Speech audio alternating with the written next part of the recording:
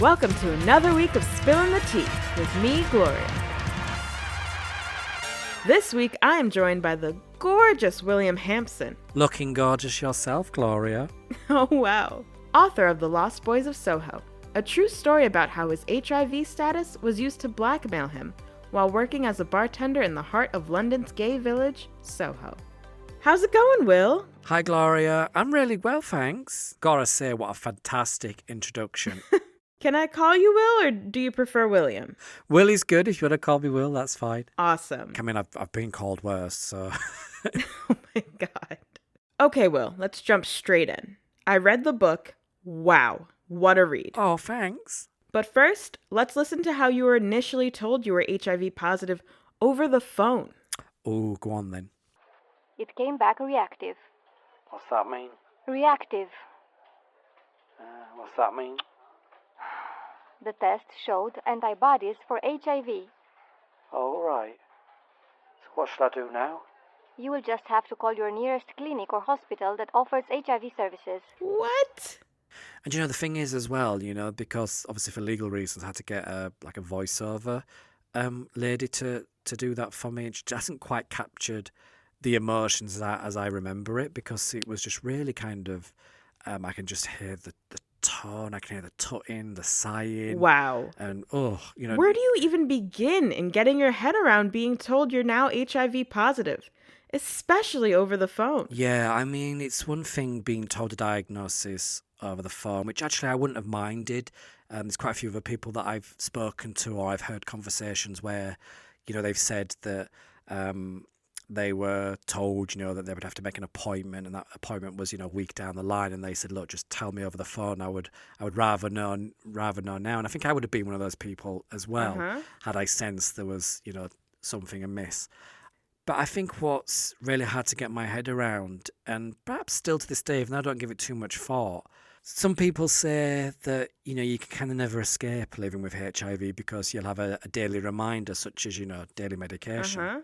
Whereas for me, actually, I can sometimes forget about the medication. You kind of go into autopilot. I mean, I remember something that the nurse said to me when I said, oh my God, I don't think I'll be able to get my head around medication because I don't even take a headache tablet, So now having to have this life-changing event where every day I'm going to have to take medication. He said, look, Will, you wear glasses, do you get up and just put your glasses on automatically? You don't even think about it. And I said, well, actually, yeah, that's quite true. He said, well, the medication will become the same. And it has. Whereas this phone call, it's going to be something that's going to live with me, for the rest of my life. And I can hear it almost like an echo in my mind, If I can hear the tutting and the sighing and just the real disdain that she had, Yeah. Almost as though I was deserving of the news that she was giving me. So, yeah, it was quite hard, to kind of get your head around. And this was almost to a degree, actually. And I laugh and joke about it now, but it was almost that the kind of the diagnosis itself over the telephone came second. My first issue was just the attitude of this woman. I'm not kind of, au fait with delivering bad news, but even I would know that you would, you wouldn't have delivered it the way that she did. Exactly. And a lot of other people have agreed with me. People living with HIV and other service providers have all been quite shocked when I've relayed, actually how the conversation went down. Wow. So for those of us who don't know, tell us a little bit about the book and how it came about. Kind of general observations that I'd seen of conversations between a lot of the older members of the LGBT community, comparing the AIDS and HIV pandemic to that of the COVID-19 pandemic. At my new place of work, which was a gay bar in Soho, I kind of thought that would be really interesting to start documenting, and I suppose especially as somebody who was living with HIV myself.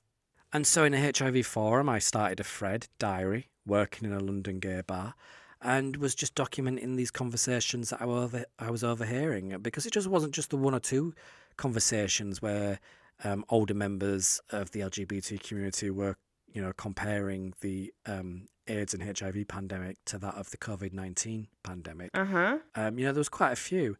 And then there was just little bursts, which, I would term as just banter and jokes. I mean, some people would say that they were in bad taste, but again, just around HIV and AIDS, and HIV and AIDS didn't consume everybody's conversation. So I then started to kind of just document individual colleagues and their lives around sexual health, and kind of their sexual promiscuity, and just kind of general conversations that they were having. And not wanting to give the ending away, but when I left the Soho gay pub, I posted for one last time on the HIV forum, and I'd shared the events that led up to me leaving and me actually leaving. So that was going to essentially be the end of that thread. And I just got quite a few private messages from other people living with HIV that just said, their only reason to logging into the forum was just to catch up and binge read on my posts. And they just said they found it really interesting. It was like a soap opera, one individual said, and they kind of just liked the complexity and the drama. And then when I mentioned just kind of nonchalantly, really, to a couple of service providers that I was accessing, they said, "Oh my God, this is the stuff that books are made of, or this is the stuff films are made of. You should document this and write it in a book." Wow. And kind of when I'd heard that quite a few times, I kind of literally just opened the laptop, went onto Google and just typed in how to write a book. And basically the advice was, don't try and be William Shakespeare. Don't try and be la-di-da. Just be yourself. Yeah. Write it in your own words and write it in your own hand. And essentially that's what I did. Awesome. So my book essentially is me, my new job in a London gay bar in Soho. Then I started to receive these WhatsApp messages from an unknown number, unknown to me, basically just saying that, this person was aware that I'd got AIDS. Wow. Which, they were on the right track. I didn't have AIDS, I had HIV, so there's a big difference. But, essentially they were on the right track. And if I didn't leave, they would out me to the rest of my colleagues. So then I ended up literally through a little bit of investigation work, found out who the individual was. But what was interesting was I kind of had to disclose, I don't want to give the story away, but disclose to one of the managers called Jack. I then confided in him that I was receiving these anonymous messages that were essentially kind of blackmailing me to resign, or I would be outed as having AIDS. And they also, as well, in the messages alluded to pulling a few stunts that saw me being isolated from my colleagues at work by NHS Trust and Trace. So this individual was quite smart. I mean, you have to give them some credit. They were quite smart, but not quite smart enough.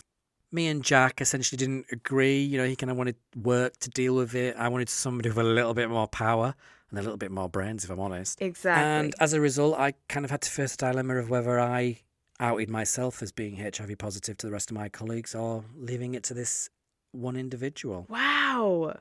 That leads me to how your colleagues reacted when you disclosed your status to them. They were quite cool about it, right? Yeah, they just couldn't give a shit.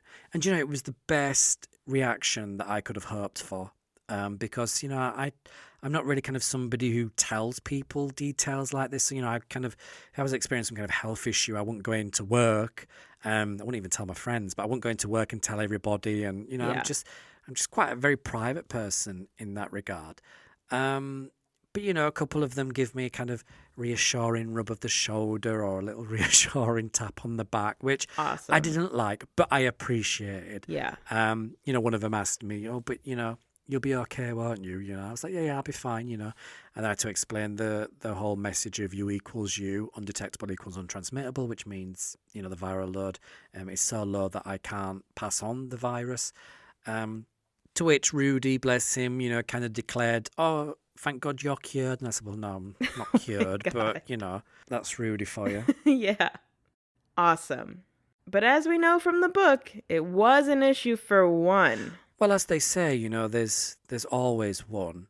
And I think looking back, I think what's really disappointing for me is I think if the individual had a genuine concern, everybody knew that I was really approachable and that I was very honest.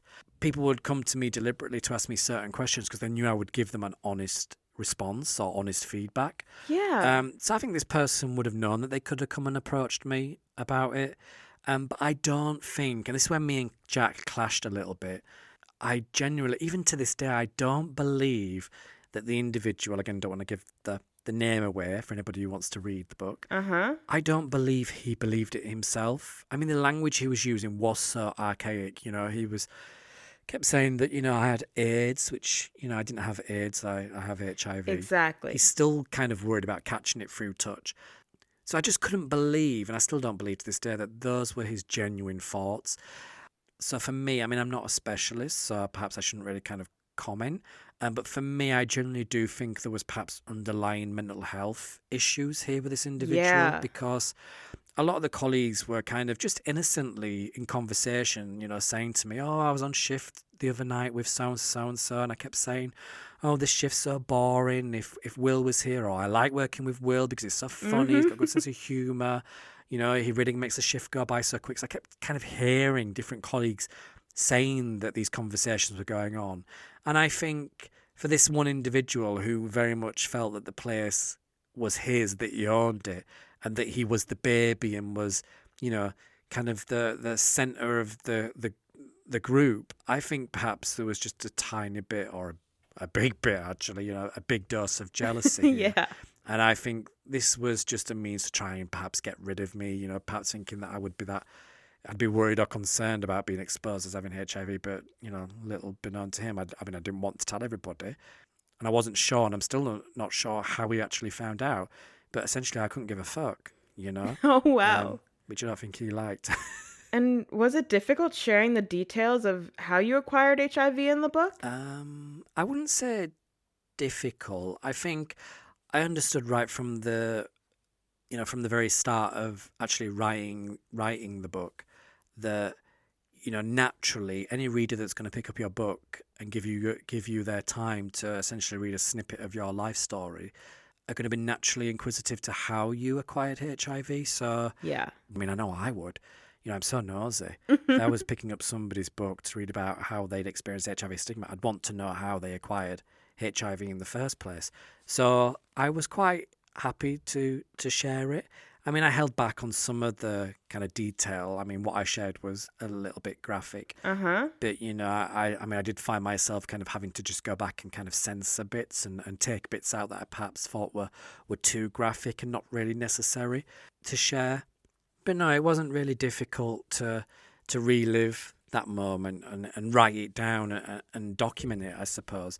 But again, I think even though I'd gone through that assault, I think, again, still what kind of bothers me to this day is that telephone call. Yeah. So I suppose it goes to show, really, that I'm not necessarily triggered or I get upset, but I suppose the early days of how I acquired HIV, my focus or my attention goes to the individual that gave me the news. And again, it's not that the fact that she was giving me that news, the diagnosis, just the way that she delivered it. Yeah. So, again, that's what kind of really kind of haunts me more than the kind of act of the assault itself. So let's get down to the real tea. As in the drink.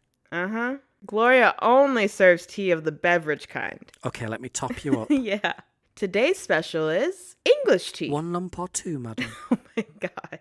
So what's the tea with you and Jack? Because you both became super close. I mean, there is no tea. What?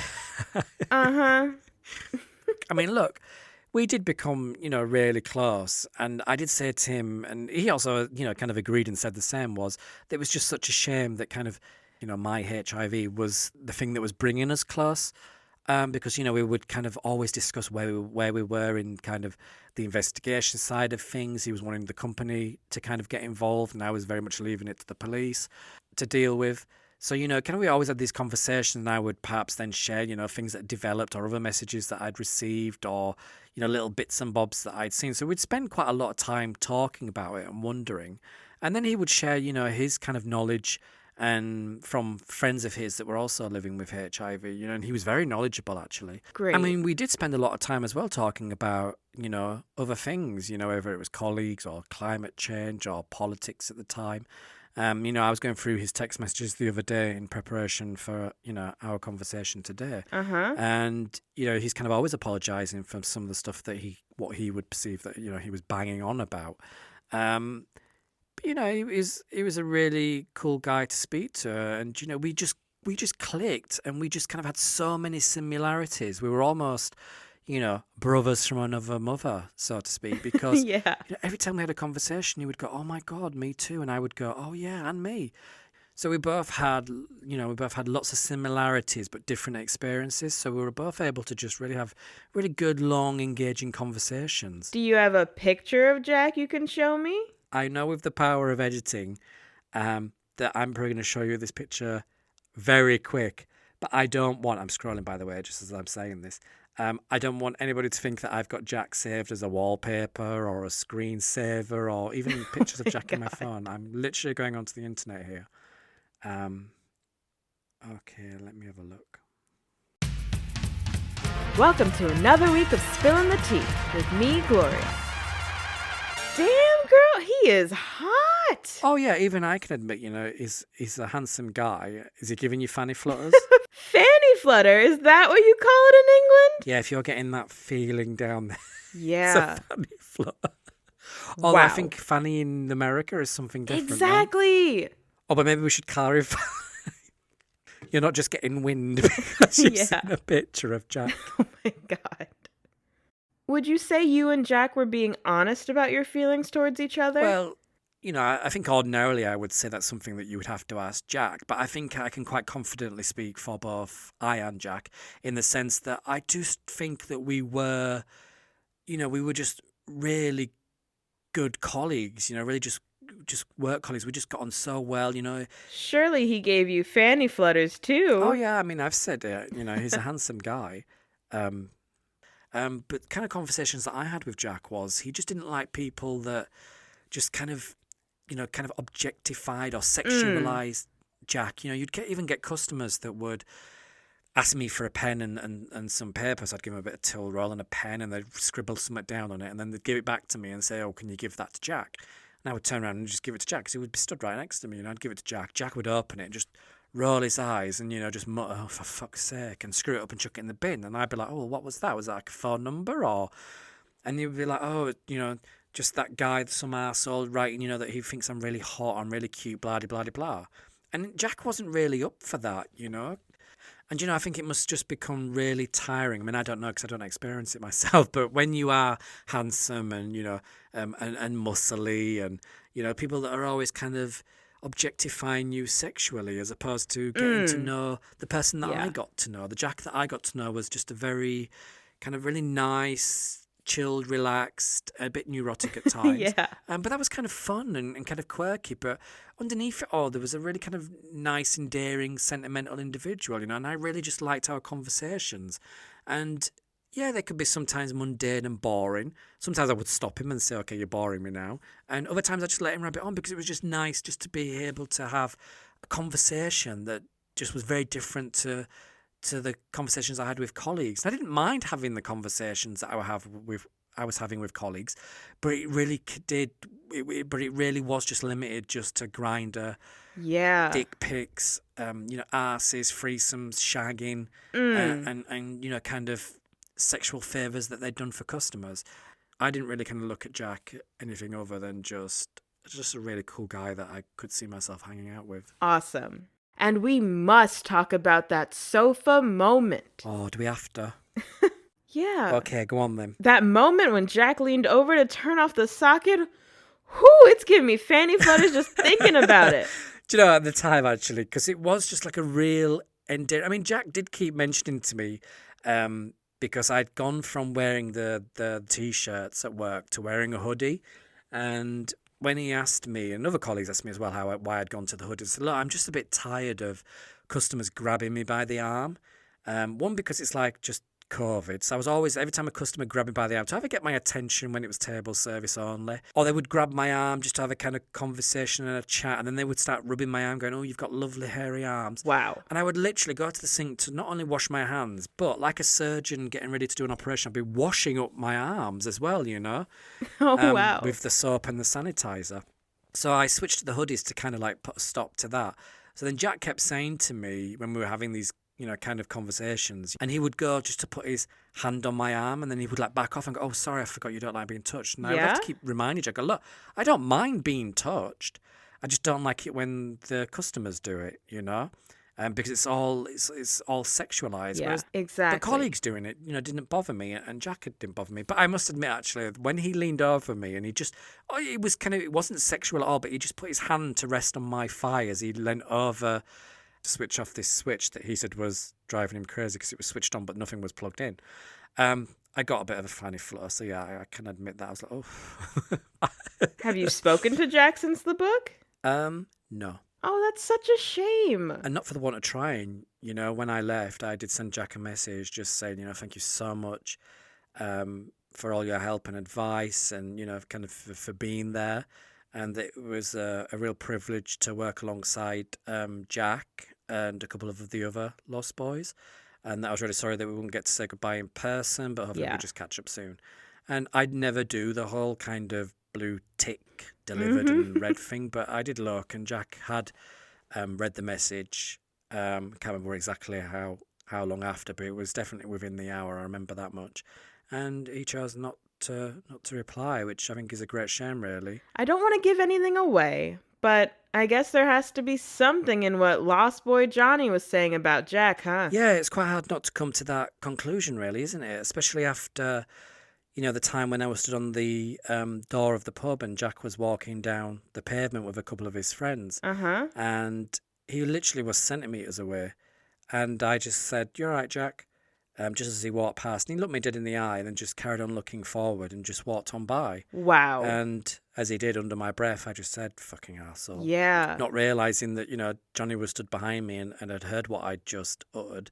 And he said, "Yep, Two-Face that one. She'll drop you quicker than you can say Louise Woodward." Yeah. And I mean, it also plays into the whole kind of speech that I talk about in the book when, Johnny says that, if I thought that Jack was helping me regarding the whole kind of HIV/AIDS incident to help me, then I'm wrong. Whoa. That Jack apparently was only doing it just to kind of advance his career or get the pat on the back from management. And, yeah. and I suppose really I just hope that I haven't kind of been duped by Jack in that sense. But, to a degree, kind of knowing Jack as I did, it, albeit for such a short length of time compared to Johnny. I mean, Johnny, knows Jack a hell of a lot better than I did. I just can't see that that's kind of Jack's style. Yeah. I guess, there has to be something in it because Johnny Exactly. is a very kind of upfront and honest person. He doesn't just pluck shit out of the air. Uh-huh. So for Johnny to say something like that, I guess there has to be or must be something in it. And I suppose the only saving grace, the fact that I don't know, is probably a good thing. Because although I don't think it would bother me, I think it would slightly bother me if that's the case, that Jack, really kind of was only helping me just to kind of receive some kind of praise or gold star. I would like to think that that wasn't Jack's motive.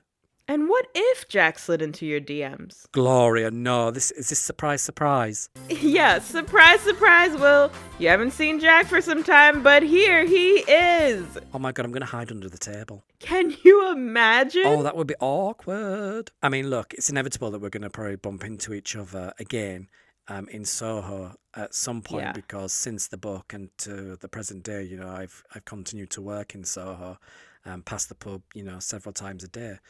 So it's inevitable that we're going to bump into each other. And although Jack only knew me for a relatively short period of time, I think Jack knows me well enough to know that I don't hold grudges. Awesome. But at the same time, I generally do just move on with life. So great. If you ever reached out to say hello or flagged me down the street, I'd be more than happy to, have a bit of a catch up. Yeah? Catch up with him. So just between you and me, how much tea didn't make it into the book?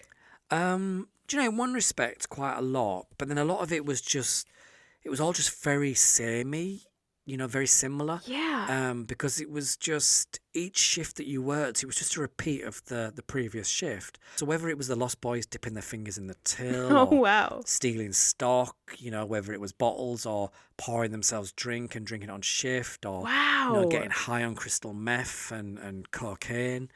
It was kind of all just very samey.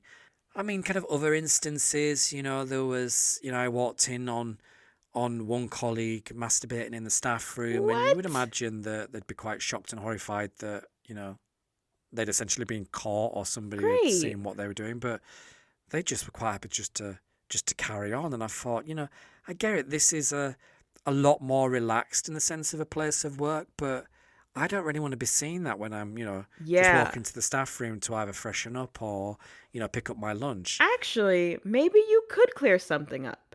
The toothbrush! Has your memory come back? As the container for the urinal blocks said, long-lasting sparkle with guaranteed freshness. So when that bitch was walking around the pub gurning, it was like a full moon. Oh my God. Are you still in touch with any of the Lost Boys? Yeah, a couple of them. I think, some of the others, hospitality, you always have a high turnover of staff. So, genuine people move on.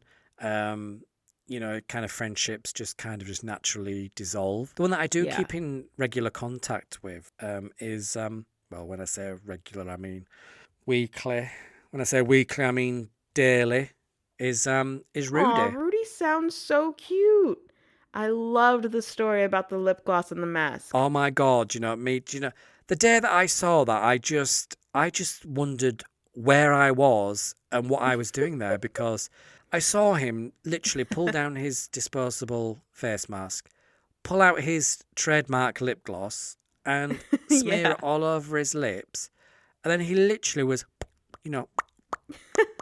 puckering up, and then the bitch puts her disposable mask back up and covers her face.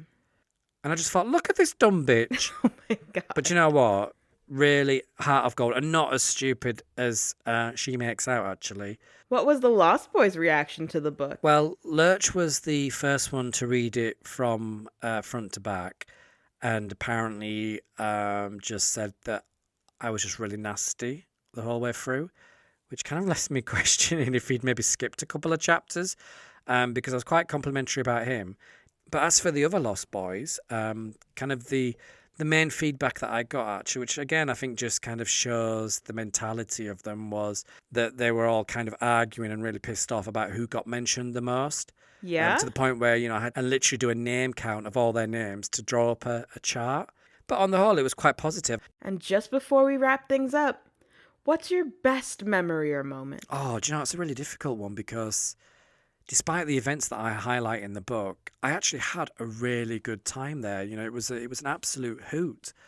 Compared to all the other pubs that I've worked in since, it still, for me, kind of was the best place to work, with some of the best people, because they had their kind of difficulties in life. But on a whole, they were, really good fun to work with. They were really kind of interesting characters. So it's really kind of hard just to pick one. But I think maybe, I don't know, I think for me, my kind of standout memory is just sat on the fire escape after Jack had the conversation with me on the sofa at the juice bar. And I literally was just shoveling in my battered sausage and chips, and Jack was coming down the fire escape and said, "Oh, sausage and chips with curry sauce." And I said, "Yeah, I'm practically eating my emotions." And just the way that he just turned around so innocently, just with like puppy dog eyes, as if like I was genuinely serious, that I was shoveling in sausage and chips because I was so upset that he'd friend zoned me. And it was the moment that I just forgot all my basic good manners and just spat out these half-chewed chips back into my chip box and said to him, "Jack, I'm taking the piss." So that kind of, probably for nobody else, but for me, is kind of just the one moment that regularly pops into my head, and I just giggle to myself. And finally, tell us about people living with HIV and U equals U. Well, it's actually, it's quite straightforward. U equals U stands for undetectable equals untransmittable. And that's basically somebody living with HIV who's on effective medication reaches a point where their viral load, which is the measurement of HIV in their blood, gets so low, they class that as being at an undetectable level, which means, if I was to have unprotected sex with somebody, I wouldn't be able to pass on HIV to them. So that's basically U equals U, really. It's self-explanatory that U equals U, which is undetectable equals untransmittable.